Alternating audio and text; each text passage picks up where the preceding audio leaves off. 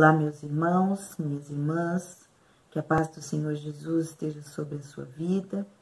Estamos aqui hoje com você para juntos estudarmos mais uma lição dessa série Respostas Bíblicas a Perguntas Difíceis.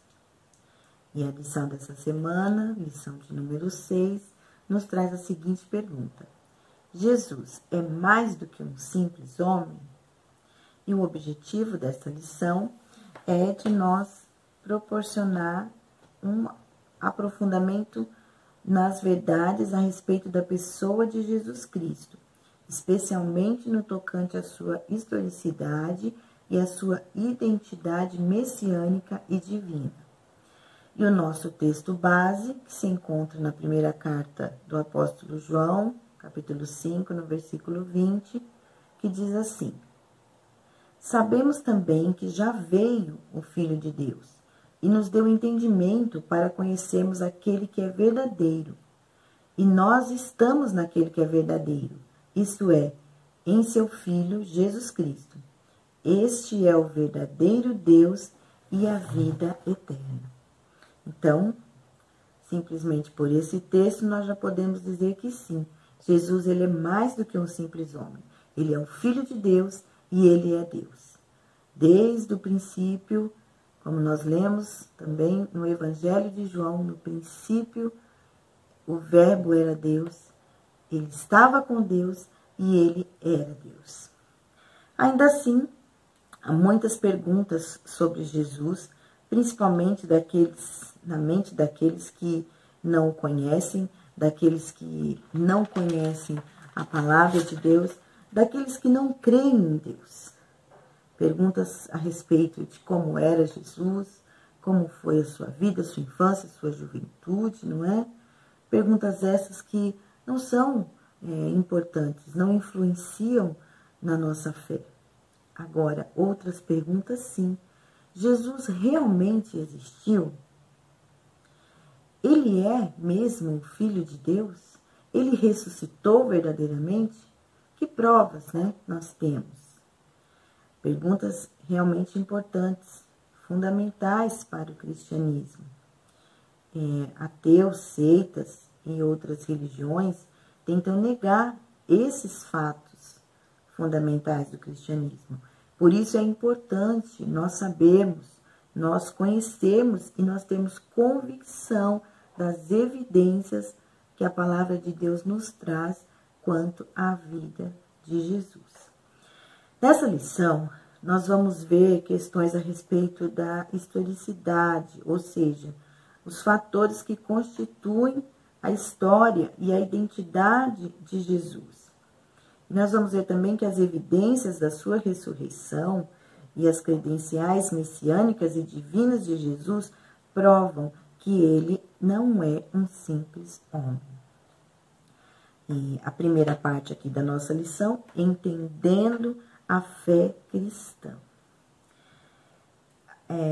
Pesquisas de historiadores, historiadores judeus, historiadores romanos, que inclusive não se tornaram cristãos, mas ainda assim eles afirmam que Jesus existiu de fato.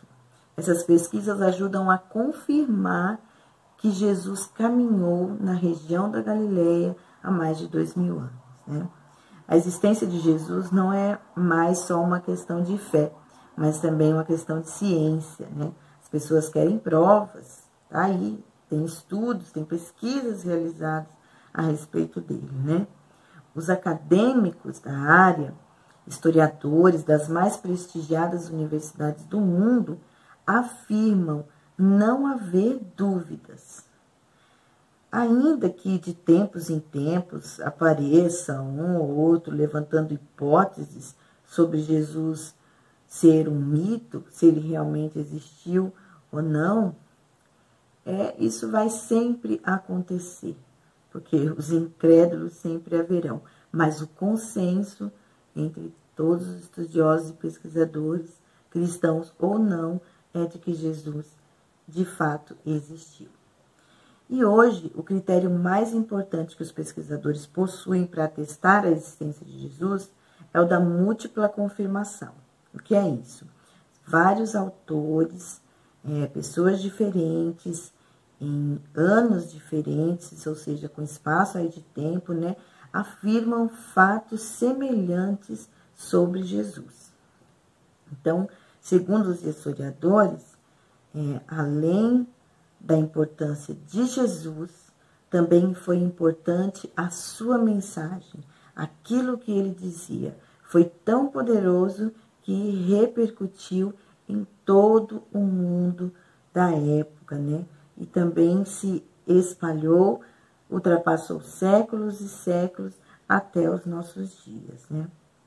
Talvez a maior evidência de que Jesus existiu foi o fato de que, literalmente, milhares de cristãos no primeiro século, incluindo os 12 apóstolos, estavam dispostos a dar suas vidas como mártires por Jesus Cristo, né? Ninguém, ou normalmente quase ninguém, está disposto a morrer por uma mentira, né? Por uma lenda, por um mito. Mas, sim, muitas pessoas morreram, muitas pessoas até hoje morrem por aquilo que eles acreditam ser verdade. E muitos morreram por Cristo e até hoje, em vários países, as pessoas morrem por Jesus, né? Por aquilo que acreditaram ser verdade, Jesus. Essa é a conclusão de muitos historiadores e estudiosos. Então, Jesus não só existiu, mas ele também morreu e o mais glorioso, ele ressuscitou. Então, aqui, dentro dessa parte de entendendo a fé cristã, nós vamos aqui para a primeiro tópico aí, que são as evidências da ressurreição. Então, normalmente, quando não se consegue provar algo, no caso aqui, se Jesus ressuscitou ou não, como eles não conseguem provar, eles tentam desacreditar esse fato, desacreditar. No caso da ressurreição, eles inventaram teorias, né? A lição traz algumas teorias aqui para nós, que eles inventaram para desacreditar a ressurreição de Jesus. Então, tem a teoria da alucinação, que afirma que os discípulos, né, tiveram uma alucinação de que Jesus ressuscitou. Mas caberia ainda uma explicação para isso, né? Como essa alucinação aconteceria com várias pessoas ao mesmo tempo e por um longo período, já que a Bíblia nos afirma, através de Lucas, né, e também de Paulo, na carta aos Coríntios, de que Jesus foi visto por várias pessoas, né? Se tivesse sido, então, uma alucinação, quando esse efeito passasse, era simplesmente as autoridades apresentarem, né, exibirem o corpo de Jesus, que pronto, estava tudo resolvido, né? Mas isso não aconteceu. Temos também a teoria do túmulo errado, né? Que como se os discípulos tivessem ido conferir, né, como é que estava o corpo de Jesus, chegassem lá e tivessem errado o túmulo. Não só eles, mas também as mulheres, né? Então, e se fosse o caso, também era simplesmente a situação das autoridades irem até o túmulo certo, porque eles sabiam muito bem qual era. Afinal de contas, eles tinham deixado soldados, né, guardando o túmulo para que nada acontecesse, então era só ir até o túmulo certo.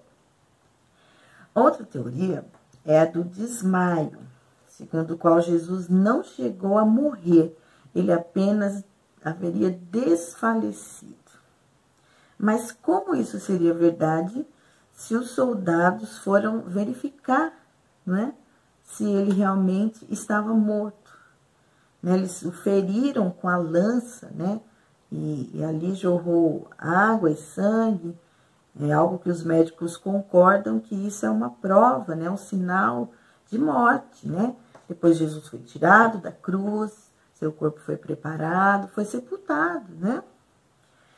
E temos também a teoria do roubo, né? Essa é mais conhecida, está registrada por Mateus, no capítulo 28, onde diz que, supostamente, os guardas teriam dormido, e enquanto eles dormiam, os discípulos de Jesus haviam rolado a pedra e roubado o corpo. Sendo que o texto também nos mostra que, na verdade, os fariseus subornaram os guardas para que eles inventassem essa mentira. Então, todas essas teorias, né, para negar a ressurreição do Senhor Jesus, são furadas. Nenhuma tem validade, nenhuma tem sentido, na verdade, né? Então, nós ficamos com as evidências, né, que comprovam a ressurreição de Jesus. E a primeira delas é a improbabilidade de os discípulos terem mentido sobre a ressurreição. Por que os discípulos iam inventar que mulheres teriam visto Jesus, teriam sido as primeiras a ver o túmulo vazio? Sendo que, pela lei judaica, as mulheres eram impedidas de testemunharem num tribunal. A palavra delas não era válida, não era considerada. Ia ser considerado uma mentira, né? Então, que vantagem os discípulos teriam, né, em inventar essa história de ressurreição, tendo mulheres como testemunhas, como as primeiras a anunciarem isso, né? A segunda evidência é que os evangelhos são historicamente confiáveis. Então, há dezenas de fatos comprovados historicamente e, inclusive, eles não evitam aparentes divergências, né? Alguns detalhes que um evangelista conta, que outro não, né? Algumas situações que, se fosse algo que fosse combinado à narrativa, né, dos textos, seria interessante não haver nenhum tipo de divergência, nenhuma diferença. Seria interessante estar tudo igual, todo mundo falar igualzinho, né, contar a mesma historinha. Mas, inclusive, isso não foi ali esquecido, né? Cada um teve a sua visão, prestou atenção em mais uma coisa do que em outra, e isso também foi colocado ali. A terceira evidência é a transformação dos discípulos. Então, eles eram tipos de homens antes da ressurreição de Jesus. Até o momento, eles criam, mas criam de uma maneira parcial. Eles também ainda não entendiam muitas coisas. E após a ressurreição de Jesus, após esse ato glorioso, a vida desses homens foi transformada, a mente desses homens foi transformada. Aí eles, quando eles foram, né, passaram por essa situação de verem realmente mais esse tão importante fato se cumprir na vida de Jesus. Então, esses homens foram transformados de homens medrosos em homens agora dispostos a morrer, né, por Cristo. A quarta evidência são as testemunhas oculares. Então, a pesquisa histórica indica que um mito, uma lenda, né, não pode começar a se sobrepor aos fatos históricos enquanto as testemunhas oculares ainda estão vivas. E Paulo relata, na sua carta aos Coríntios, que mais de 500 irmãos viram Jesus ressurreto e que a maioria deles ainda estava viva quando Paulo escreveu sua carta lá aos Coríntios. Ou seja, esses leitores poderiam confirmar se isso seria verdade ou mentira, né? A quinta evidência são os testemunhos extra-bíblicos, incluindo, por exemplo, o historiador Flávio Joséfo. Também outros 10 escritores não cristãos conhecidos mencionaram Jesus e cerca de 150 anos depois da sua morte. Então, como o apóstolo Pedro afirmou, nós não seguimos fábulas engenhosas, né? Nós não seguimos mentiras, histórias inventadas, mas o nosso Senhor verdadeiramente está vivo. Além das evidências da ressurreição, nós também vamos ver sobre a identidade messiânica, divina de Jesus. No item 2 aí, Messias e Deus. Jesus era mais do que um grande mestre. Muitas pessoas até afirmam que Jesus existiu, que ele andou nessa terra, mas que ele foi simplesmente um grande mestre, um profeta, um ser iluminado, né? E relatos externos à Bíblia confirmam que a igreja primitiva adorava a Jesus como Deus. Entendiam, criam, consideravam como um Deus, né? Nós podemos destacar alguns textos bíblicos que inequivocadamente atestam a identidade de Jesus como Messias divino. Começando lá no Antigo Testamento, nós temos várias profecias a respeito da história de Jesus, da vida de Jesus. Então, você com o tempo pode confirmar todos esses textos que a lição nos traz, por exemplo, sobre o nascimento de Jesus, que ele nasceria de uma virgem, como está escrito em Isaías 7, versículo 14, e o cumprimento lá em Mateus 1, 33. Temos também a cidade de nascimento de Jesus, que seria em Belém. Temos também a profecia sobre João Batista, o profeta, né, que viria à sua frente, preparando o caminho, né? Também de quando Jesus entrasse em Jerusalém, que a multidão iria gritar, né? Hosana, bendito é o que vem em nome do Senhor. Temos também a profecia de que Jesus seria traído, que ele seria transpassado, que ele seria morto ao lado de bandidos, né? Entre os iníquos ele seria considerado, sepultado, né? No túmulo do rico. Então, essas e outras tantas profecias se cumpriram em Jesus, provando que ele era o Messias, prometido e esperado, né? E, aliás, mais do que Messias, Jesus é Deus, né? O Novo Testamento mostra explicitamente a divindade de Jesus. Ele é tratado como Deus, ele é adorado como Deus. Nós vemos em outras passagens bíblicas situações em que as pessoas iam se prostrar diante de anjos e os anjos não aceitavam a adoração. Mas Jesus, ele sim, como sendo Deus, ele aceitava a adoração. Ele também é invocado como Senhor e Deus.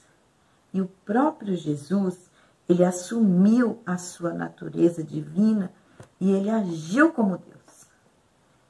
As suas atitudes, o seu amor, os seus milagres, aquilo tudo que ele fazia, seus atos já se declaravam de Deus, mas ele também se declarou filho de Deus. No Evangelho de João, nós temos o relato dele, de Jesus se referindo a si mesmo como o eu sou. Diz assim, João 8, 58, eu lhes digo a verdade, antes mesmo de Abraão nascer, eu sou. Ou seja, a mesma expressão que Deus Pai fala para Moisés, né? Ali no deserto, quando ele quer se identificar a Moisés. Quando Moisés diz, como eu vou dizer para o faraó quem é o Senhor? E ele diz, simplesmente, eu sou, né? Então, Paulo, na sua carta também, aos Colossenses e a Tito, Paulo afirmou que Jesus é o grande Deus, em que habita corporealmente toda a plenitude da divindade, e que, subsistindo como Deus, ele se fez homem. Então, às vezes, é difícil de nós entendermos e de nós aceitarmos que o Deus Todo-Poderoso deixou a sua glória e veio habitar entre nós. veio assumir a forma de homem.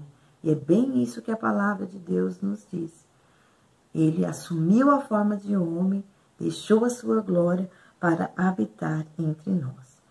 Quando nós vamos lá para Apocalipse, nós vemos que a semelhança de Deus Pai, Jesus também é eterno. Aquele que vive pelos séculos dos séculos. Podemos ler em Apocalipse 1, 17 ao 18, também nos versículos, no capítulo 22.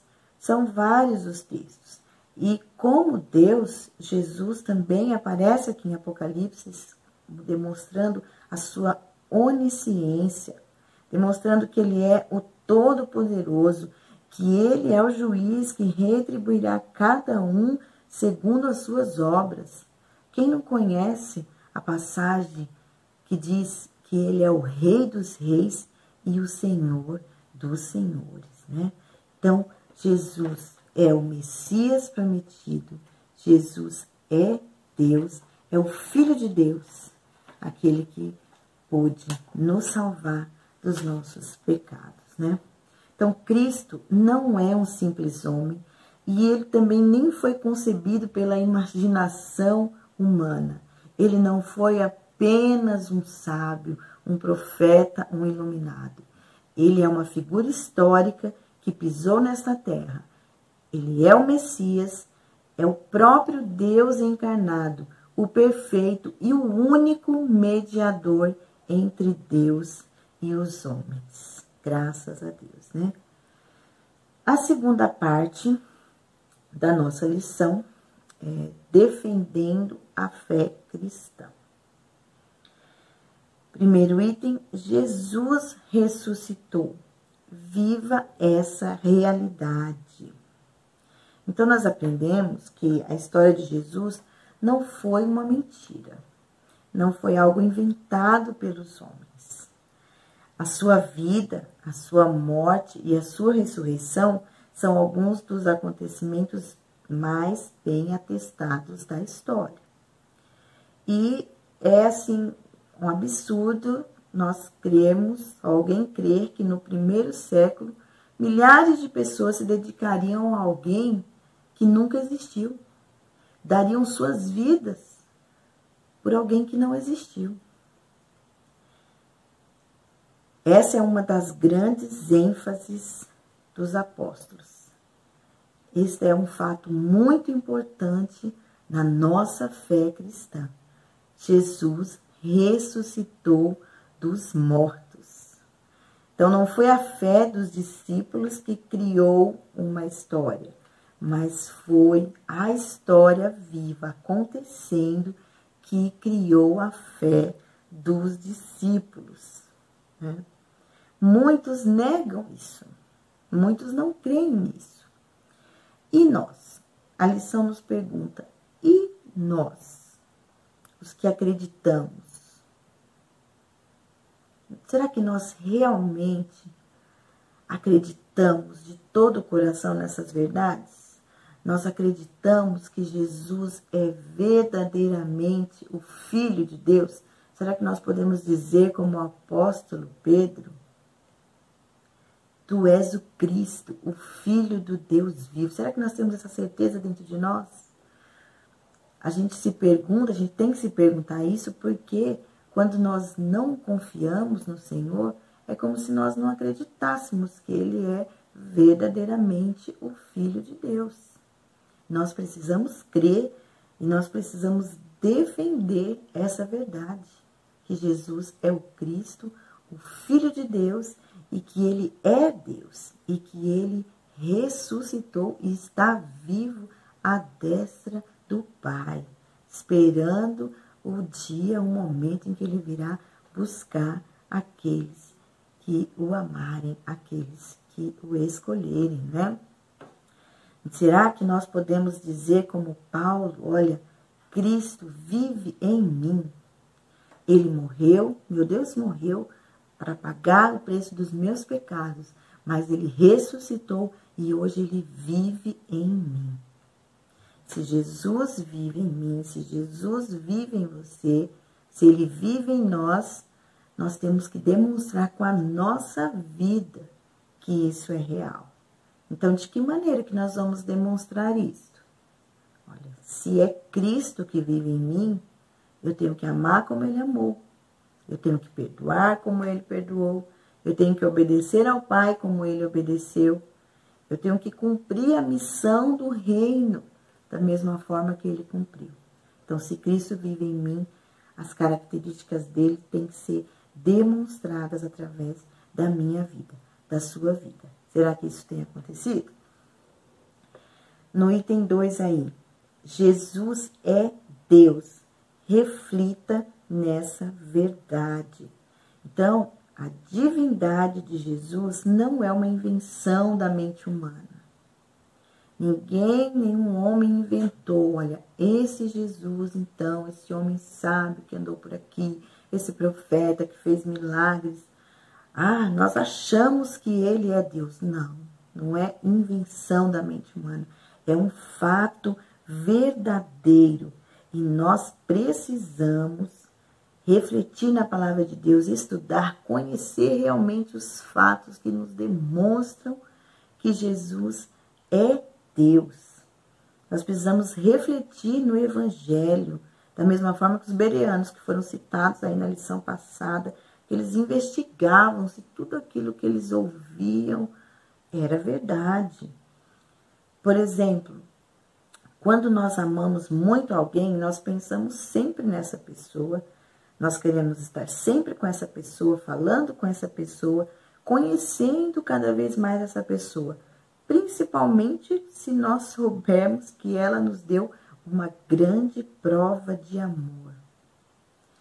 Muito mais nós devemos pensar em Jesus, que é a maior prova de amor do que essa.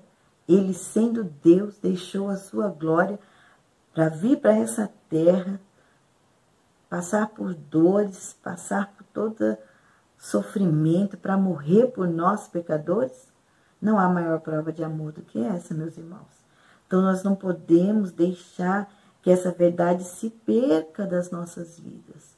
Nós temos que sempre procurar, querer conhecer mais, estar mais perto das verdades, refletimos essas verdades do Senhor Jesus na nossa vida, né?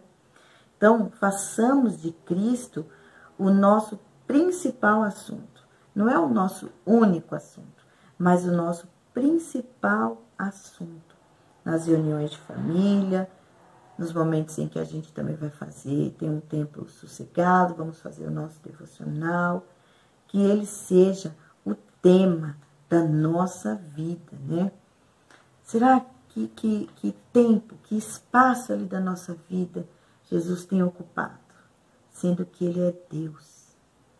Que espaço será que nós temos dado na nossa rotina para o nosso Senhor Jesus? Então, o cristianismo, ele é baseado num evento, a ressurreição. Portanto, leve em conta quantas pessoas já deram a vida por Jesus e tome coragem de viver por ele cada momento. Que eu e você possamos cada dia nos aproximarmos mais de Jesus, conhecermos mais a respeito de Jesus e cremos com convicção que Jesus é o Filho de Deus, que ele é mais do que um simples homem, que ele nos ama e que ele está vivo à destra do Pai, intercedendo por nós. Que Deus abençoe cada um, que você tenha um bom tempo de estudo aí na presença do Senhor.